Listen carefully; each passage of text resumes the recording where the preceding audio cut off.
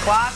Broussard, let's start with you. Is it foolish for people to be counting out the Nuggets after back-to-back 3-1 comebacks from them this postseason? I mean, look, I expect the Lakers to win. I expected them to win, but I do think the Nuggets can come back and make this a competitive series. I picked the Lakers in 6. Yep. It's feeling like 5 right now, but I think the Nuggets can definitely come back and make it competitive. Obviously, they got to win tonight. There'll be no 3-1 comeback against the Lakers, certainly not a 3-0 comeback. And there are some things they can look at and take from game 2. Number one, for the first time in really 6 games against the Lakers this season, Jokic seemed to figure something out against that defense and had a big-time game against the Lakers for the first time this year. Jamal Murray has gotten better progressively throughout each of the first 2 series, so you would expect him to come out and play better. And obviously, Michael Porter Jr. had some moments. So I do think that the Nuggets come out tonight. I expect them to win. I think they come out and win the night. And if they win the night, mentally they can feel good about themselves because they can say, look, we have outplayed the Lakers for the better part of this series. We could easily, maybe should be up 2-1, and then you've got a competitive series on your hands. So I don't think the Nuggets are going to win tonight. I think the Nuggets missed their opportunity in game 2. Game 2, the Lakers they rolled the Nuggets in game 1. In game 2, LeBron's doing whatever he wants through the first quarter and a half. The Lakers are up 15 points in the second quarter, and they started screwing around. They started doing, even by their standards, extra celebrations on the bench for anything Caruso did.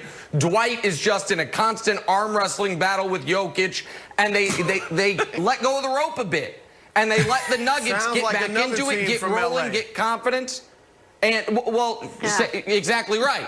And but the Lakers were able to pull it out of the fire despite that. So I'm with Brandon on this. I think this series is over. There's a famous NBA quote. It's Moses Malone, faux, talking about sweeping his way through the playoffs. I think the Lakers are going to go 5-5-5-5. I think every series they play is going to be a 5-game series. So the Nuggets might get 1, and the NBA Finals might get 1, but the Lakers are obviously going to not face an elimination this postseason. And here's the reason, Wilds, you're shaking your head. Well, I'll go to you, Wilds. Here's why. The Lakers are still yet to play their best cards. They're like Broussard, I know you're a big-time world-renowned spades player. It's like you got a spades hand, you bid 7, you got the big joker and the little joker, and you picked up 5 books, and you're like, I still haven't played the big joker or the little joker. They still are yet to play LeBron or Anthony Davis big minutes ever in this postseason. Djokovic. They're both, no, different joker. They're both averaging 34 minutes a game this playoffs. They average 41 minutes a game between them for their playoff career. So they've each played 40 minutes once in this entire postseason. So if they need to, Wilds, they'll get a 44-minute game out of LeBron, a 43-minute game out of AD, and put the series away. So I think the Nuggets missed their opportunity, Wilds. I think you're right. We all agreed that we thought this series was over. I treaded into the YouTube comments on our yesterday's Nuggets-Lakers thing, which can be a rough ride for your old buddy Kevin Wilds sometimes. Sometimes I'm like the hero of the thing, like Wilds is funny. Other times, I gotta get a helmet on there, guys. I'll be honest with you, my hair's messed up.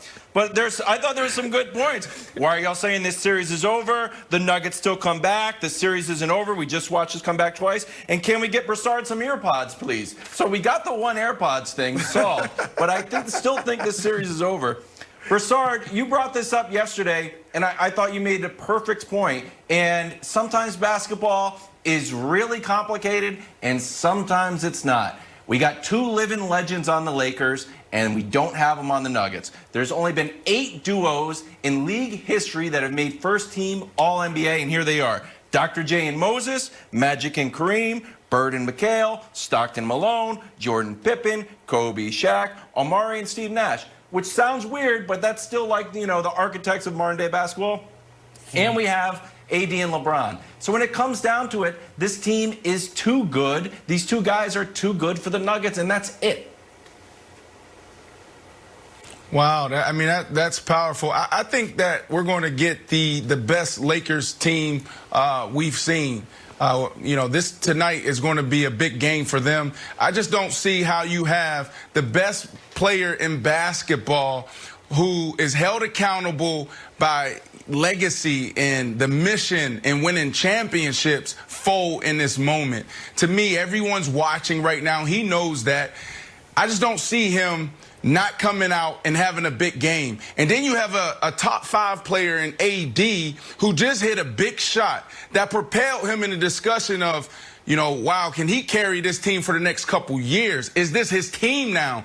When the game is on the line, is his number going to be called to take this shot? So I just don't see these two guys fold into a Nuggets team that literally just put a game together in the fourth quarter. Jokic, all season, they had an answer for. And then all of a sudden in the fourth quarter, the last game, he was able to put something together. I don't see him putting together 4 good quarters, which will be needed for them to beat the Lakers. Murray, I don't know what we're going to get out of him. Porter, I think you said it, Chris. We seen some flashes of him. But for them to win this game, all of those guys are going to have to play big. You got the best player in basketball. You got a top 5 player in basketball. Both are held accountable. Their intentions are pure. They want to win championships. They believe in legacy. You don't see that in other guys. Like Kawhi Leonard, I don't know what his intentions are because he doesn't talk. Paul George, sometimes he doesn't seem motivated, like he doesn't want to be there. Slander. These guys are locked in right now. Let's fit that in. Well, we got the poor Clippers. Yeah, Drive-by Clippers slander. Yeah, go ahead, Broussard. That was great. I do know this much about LeBron. You are right on this, Brandon. I know he wants to come out and have a big game tonight. He looks at his second half performance in game 2, and there's no way he's satisfied with that. Obviously glad they got the win, happy for AD, but no way he's satisfied with the way he played, especially after making all of that fuss about the MVP award and only getting 16 first place votes. So LeBron is going to want to come out tonight and establish himself and play a great game. I still think the Nuggets can win this. I don't think they win the series. I don't think they even take them to 7. But I do think they can win this game tonight. But by the way, Broussard, all year long I've been campaigning for an MVP vote. I'd never been happier to not have one than when LeBron started just flipping out about the voting, because I'm like, oh, my fake ballot had Giannis too. That would have been terrible. That would have been brutal for me if I had the vote and I didn't even throw mine to LeBron. I want to ask you, I'm going to break the segment a bit, Broussard. I want to ask you one question totally off the board. But we went into this season and this postseason, and I feel like the question was, for a lot of people, take Kawhi out of it for a moment, who's better, Giannis or LeBron?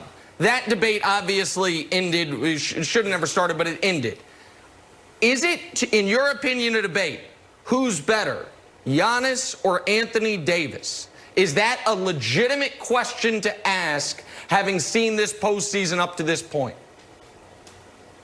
I think the difference is that Giannis can bring the ball up court, can take the ball himself and do some things. That's the difference. With AD, as good as he is on the perimeter for a big man, you still need a very good guard to get AD going. Giannis can get himself going. Now, again, I've seen him be shut down in the playoffs, but during the regular season and for the most part, he can get himself going. That's the difference. So I still would put Giannis ahead of the AD in that regard. And let's remember, if AD doesn't have LeBron, is he going deep in the playoffs? We haven't seen that before, so I got Giannis still.